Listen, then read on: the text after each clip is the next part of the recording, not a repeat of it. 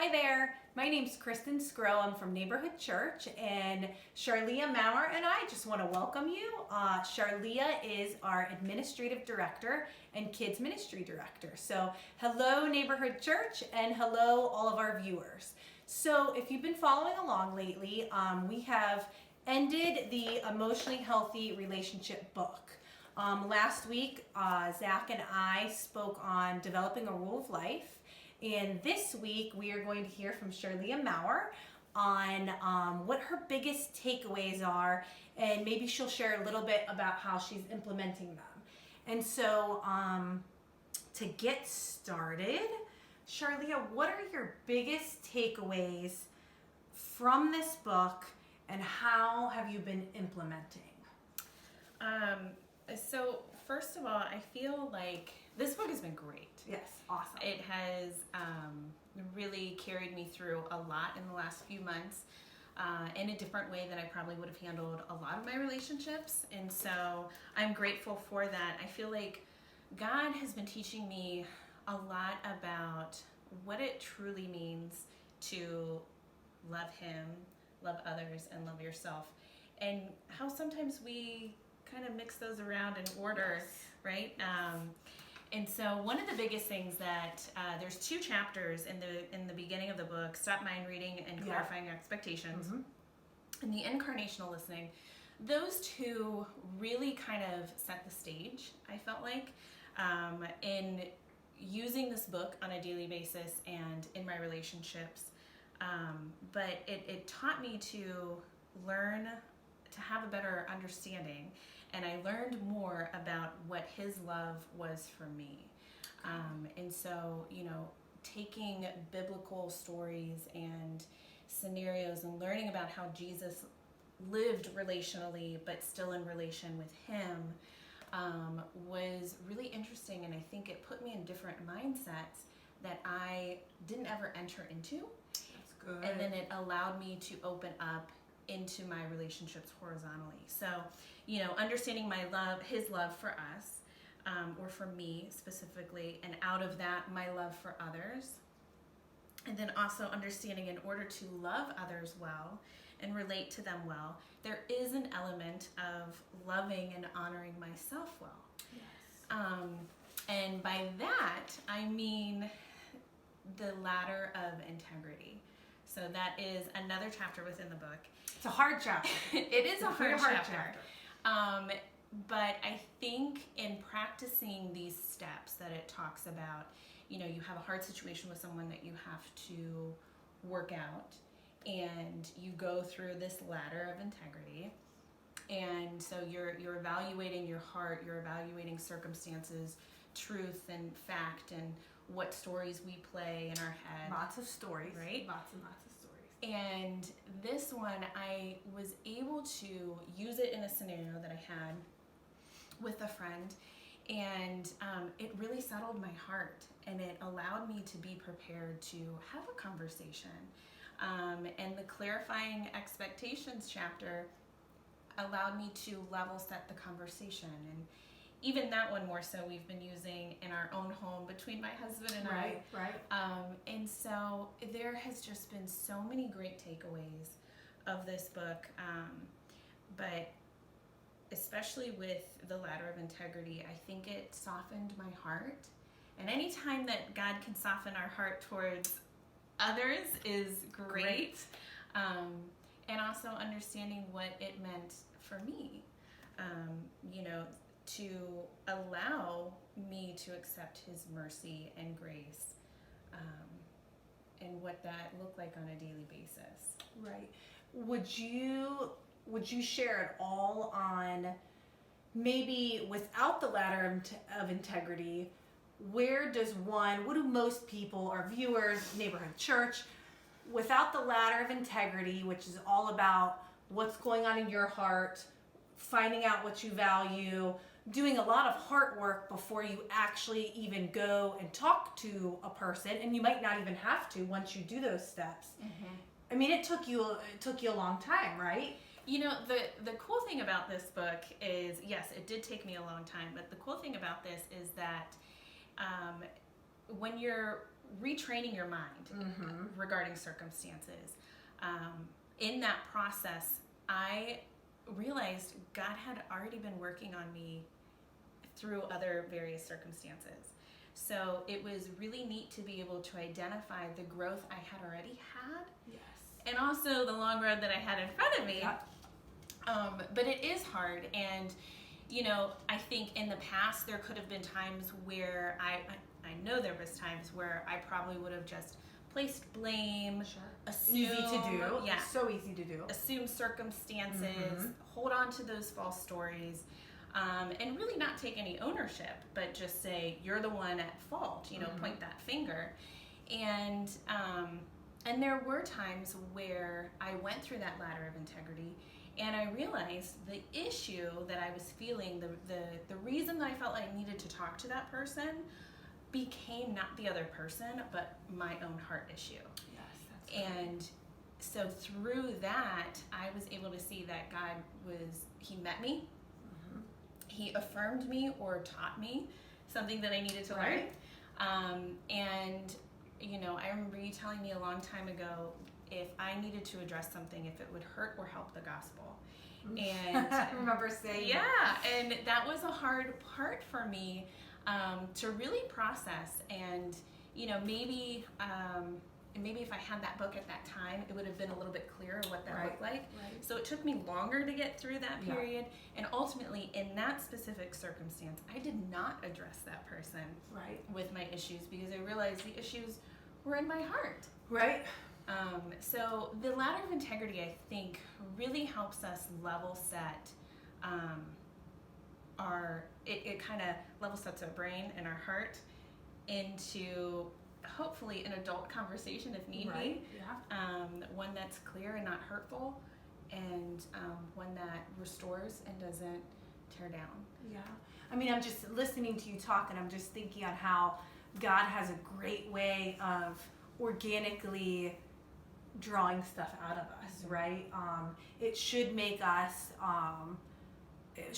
as human beings always be asking the question why, right? When we are triggered by something, it's not to discount that there's nothing there, but that trigger is also always showing us something about us and something that we value, and so that these are not wasted moments, right? Like, these are not, you can always be learning something about the other person and about yourself. And so I love that He does that. I don't love the process, but I do love that He does that. And I think that's why I've enjoyed this book so much, is because it has been something that I could pick up and live out relationally.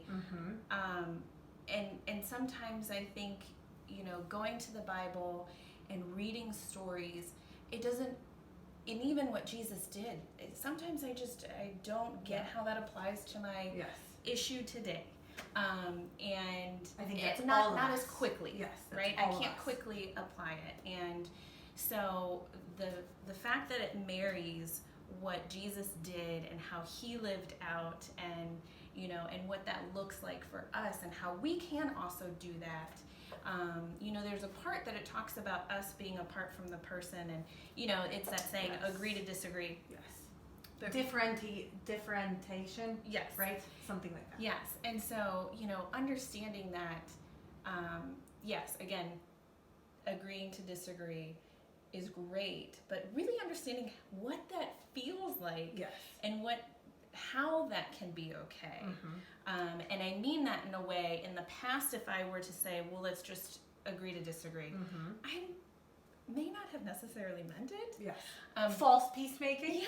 False myself peacemaking included. Right, but understanding that, one of the things that I put down was that it's important to understand ourselves, and there's a chapter that talks about going back and into the iceberg and all of that, but understanding who you are and accepting who you are and where you came from, and that's why you are today.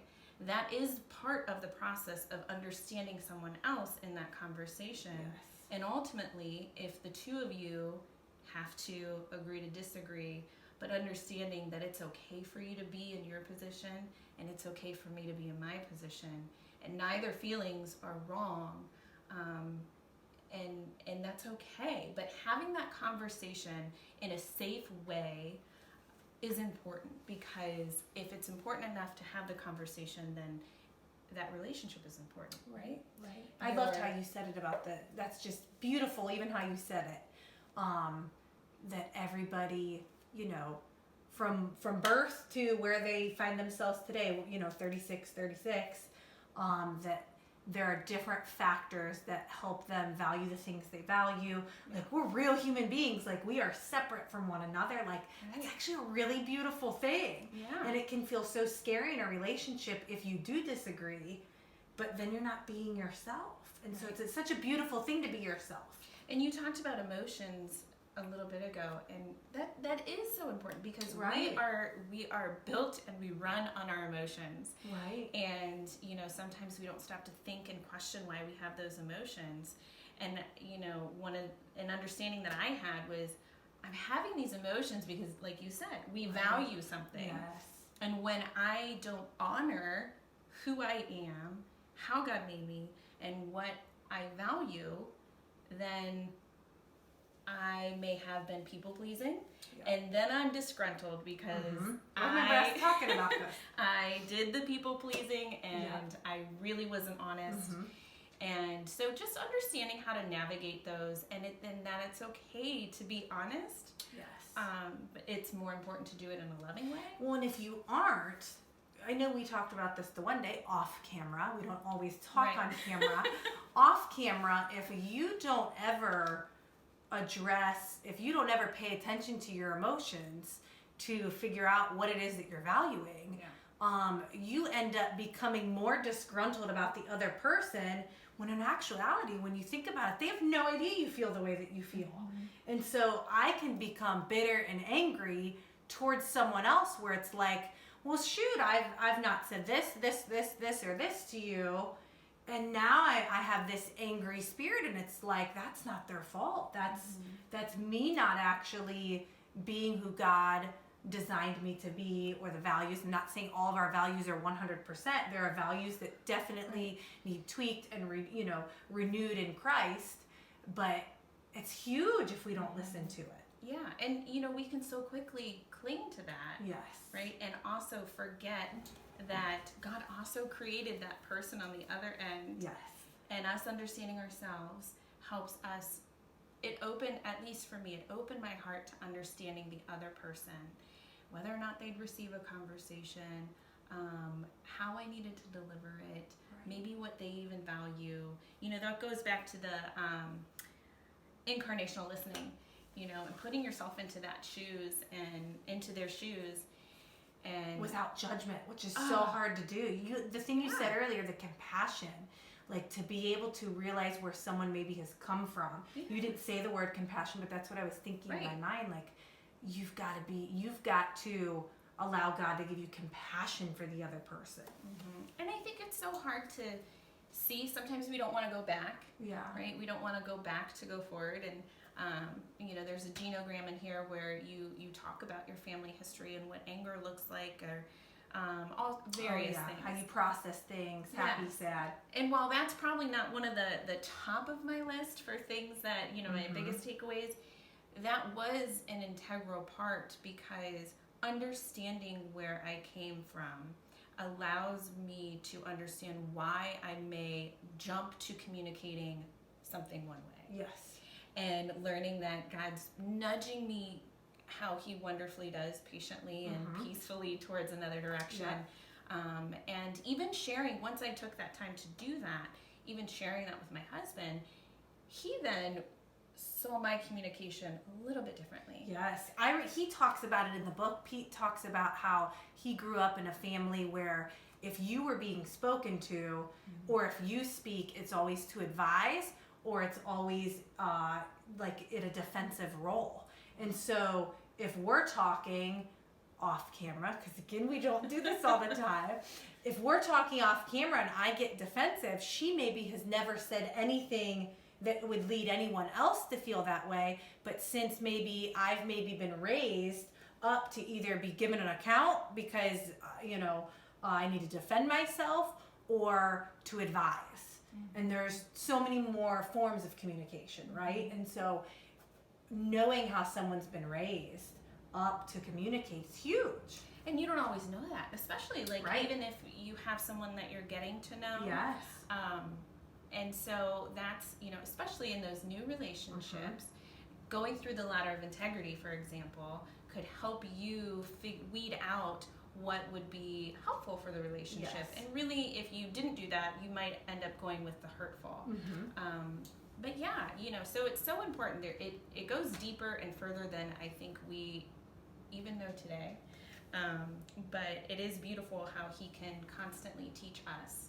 He as in God, not Pete Sgro, Right. but that he can constantly teach us through our experiences. I even had one Monday, and just responding in gentleness like he does with us was so much better. And I know had I responded in a different way, the trajectory of that conversation could have gone a lot differently. Yes. And so just I'm thankful that I've been able to sit and go through some of this. We're not through, our group isn't through all of it, Neither. but it's good, and it's something that I think I'm going to continue to pick up and go through. It's so good. The song that comes into my mind is that Torrin Wells. Is that his name? Yeah. Fully Known. Like, Yes. if I'm just thinking on everything that you're saying, man, if we actually put all this into practice, which would take years to do, but have that desire, you would really be fully knowing people. And if we can do that horizontally, I'm just imagining how much he fully knows us, right? Like, And it's I beautiful. think we forget that. Yes. I think we forget that even when we are struggling relationally, or even when these practices fail me because it didn't work for, it can't be a one size fits all. Right. Nothing is. But understanding that even when I fail, even when I may feel misunderstood or my actions misinterpreted, that I am still fully known by him is the most beautiful thing. It is. And should be the most comforting, even if you can't get with that person to talk to that knows you really well. Right. That he is our ultimate comforter. And Well said. yeah. Very well said.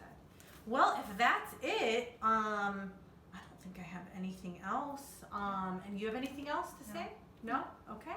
All right. Well, thanks for tuning in, and we will see you guys next week. And thanks so much for your time.